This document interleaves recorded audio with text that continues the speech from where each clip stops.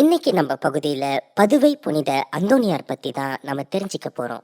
Lisbon நகரில ஒரு பெரிய பணக்கார குடும்பத்துல ஆகஸ்ட் 15ஆம் தேதி 1195ஆம் ஆண்டு பதுவை புனித அந்தோனியார் பிறந்தாரு. சின்ன வயசுல அவரோட அப்பா அம்மா அவருக்கு பெர்னாண்டோ மார்டெஸ்னு பேர் வச்சாங்க. அவங்க ஊர்ல இருந்த ஒரு கத்தோலிக்க பள்ளிக்கூடத்துல தான் மார்டென்ஸ் படிச்சாரு. அவருக்கு 15 வயசு ஆனப்போ துறவியா மாறணும்னு மார்டென்ஸ் முடிவு பண்ணாரு. ஒரு துறவியா வாழணும் அப்படிங்கிற தன்னோட முடிவை மார்டென்ஸ் தன்னோட அப்பா அம்மா கிட்ட எடுத்து சொன்னாரு. புனித வின்சென்ட் துறவு மடத்துல சேர்ந்து இறையியல் படிக்கணும்னு ஆசையா இருக்கணும் தன்னோட அப்பா அம்மா கிட்ட சொன்னாரு. அவரோட இந்த முடிவை கேட்டு மார்டென்ஸோட அம்மா ரொம்பவே வருத்தப்பட்டாங்க. துறவு மடத்துல சேர்ந்து உன்னை நீயே பாத்துக்க முடியுமா, நீ ரொம்ப சின்ன பையனா இருக்கேன்னு மார்டென்ஸ் கிட்ட அவங்க அம்மா சொன்னாங்க. அதுக்கு மார்டென்ஸ், நான் என்னோட இறையியல் படிப்பை கவனம் செலுத்த விரும்புறேன், அதனால இங்க இருந்து கிளம்ப விரும்புறேன், குயிம்பிரா அப்படிங்கிற இடத்துல இருக்கிற சாண்டா குரூஸ் மடத்துக்கு போக போறேன், அங்க என்ன நான் நல்லா பாத்துக்குவேன்னு சொன்னாரு. முதல்ல மார்டென்ஸோட பெற்றோர் ரொம்ப யோசிச்சாங்க. கடைசியில அவரோட உறுதியான முடிவை பார்த்து மார்டென்ஸ் சொன்ன முடிவுக்கு சம்மதம் சொன்னாங்க. பெற்றோரோட சம்மதம் கிடைச்ச சந்தோஷத்துல மார்டென்ஸ் குயிம்பிரா இடத்துல இருந்த சாண்டா குரூஸ் துறவு மடத்துல போய் சேர்ந்தாரு. அங்க அவருக்கு இறையியல் அப்புறம் லத்தீன் மொழிய கத்து கொடுத்தாங்க. சாண்டா குரூஸ் துறவு மடத்துல சேர்ந்து இறையியல் நல்லா கத்து தெரிஞ்சுக்கிட்ட அப்புறம் ஒரு அருத்தந்தையா மார்டென்ஸ் திருநிலைப்படுத்தப்பட்டாரு. அதுக்கப்புறம் அந்த துறவு மடத்தோட விருந்தோம்பல் பணிக்குரிய பொறுப்பை மார்டென்ஸ்க்கு கொடுத்தாங்க. அந்த நேரத்துல தான் சில பிரான்சிஸ்கன் துறவிகள் கோயம்பராவுக்கு வந்தாங்க. அந்த துறவு மடத்துக்கு புதுசா இருந்ததுனால அவங்க யாரு, எங்க இருந்து வந்திருக்காங்க, எதுக்காக வந்திருக்காங்கன்னு மார்டென்ஸ் கேட்டாரு.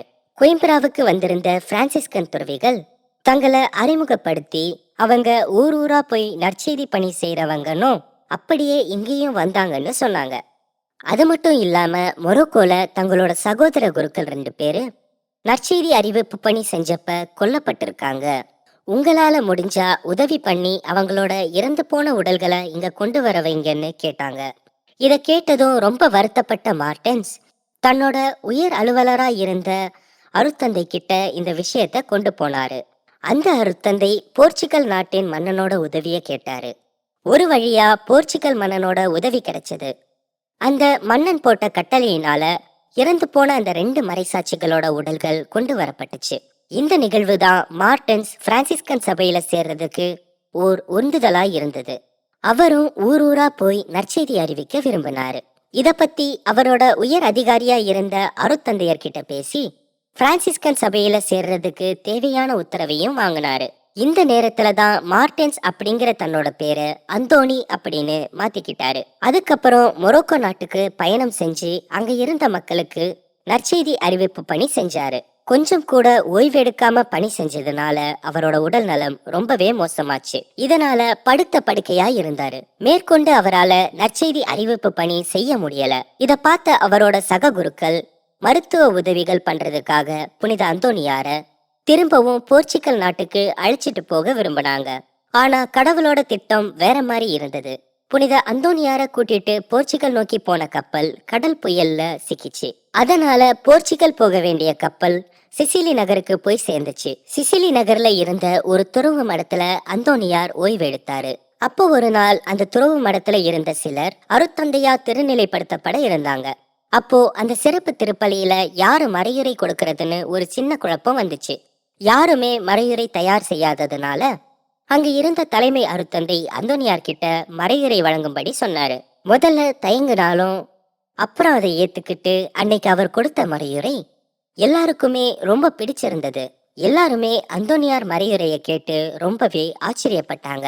இன்னைக்கு நம்ம எல்லாருமே காணாம போன பொருட்களை கண்டு எடுத்து தருபவர் புனித அந்தோனியார்னு அவர் வழியா இறைவேண்டல் செய்யறோம் இல்லையா, அதுக்கான நிகழ்வு இந்த இடத்துல தான் நடந்துச்சு. கோயம்பராவில இருந்தப்ப இறையியல் சம்பந்தமா அவர் குறிப்பெடுத்து வச்சிருந்த புத்தகத்தை காணும்னு அந்தோனியார் தேடிட்டு இருந்தாரு.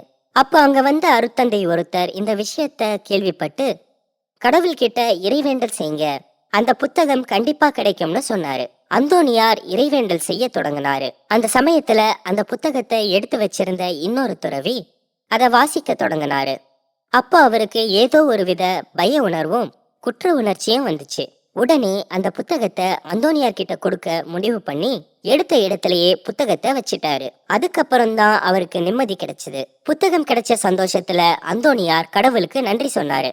அதுக்கப்புறம் பல முக்கிய பொறுப்புகளை சிறப்பா செஞ்ச அந்தோனியார் 1228ஆம் ஆண்டு திருத்தந்தை 9ஆம் கிரகோரியோட இணைந்து பணி செய்யும் வாய்ப்பு அவருக்கு கிடைச்சது. அந்தோனியாரோட மறையுரைகள் பத்தி கேள்விப்பட்டதுனாலதான் திருத்தந்தை அவரை ரோமைக்கு வர வச்சு அவரோட மறையுரைகளை ஒரு புத்தகமா உருவாக்க விரும்பினாரு. இது அவருக்கு பின்னாடி வரக்கூடிய அருத்தந்தையருக்கு உதவியா இருக்கும்னு திருத்தந்தை சொன்னாரு. இந்த பணிகள் ஒரு பக்கம் இருக்க, எப்பவும் போல அந்தோனியார் நற்செய்தி அறிவிப்பு பணி செஞ்சாரு. ஆனா அங்க இருந்த மக்கள் யாரும் கிறிஸ்துவ பத்தின நற்செய்திய கேட்க தயாரா இல்ல. வேணும்னா போய் உயிரினங்களுக்கு நற்செய்தி அறிவிக்க சொல்லி கிண்டலும் பண்ணாங்க. ஆனா அந்தோனியார் மனம் தளராம ஒரு நீர்நிலை பக்கம் நின்னு நற்செய்தி அறிவிச்சிட்டு இருந்தாரு. அப்போ அந்த நீர்நிலையில இருந்த மீன்கள் தலைய வெளியில எட்டி பார்த்த மாதிரி அந்தோனியாரோட நற்செய்தியை கேட்டுட்டு இருந்தது. இந்த அதிசயத்தை நேர்ல பார்த்த மக்கள் பலருக்கு அந்தோனியார் மேல நம்பிக்கை வந்துச்சு. அவங்க எல்லாருமே அந்தோனியாரோட நற்செய்திய கேட்க ஆரம்பிச்சாங்க. அந்தோனியாரோட மறையுரையை கேட்டு ஏராளமான மக்கள் மனம் திரும்பினாங்க. இப்படி நற்செய்தி பணி செஞ்ச புனித அந்தோனியார் உடல்நலக் குறைவால 13ஆம் தேதி ஜூன் மாதம் 1231ஆம் ஆண்டு மண்ணகத்துல இருந்து விண்ணகம் சேர்ந்தாரு.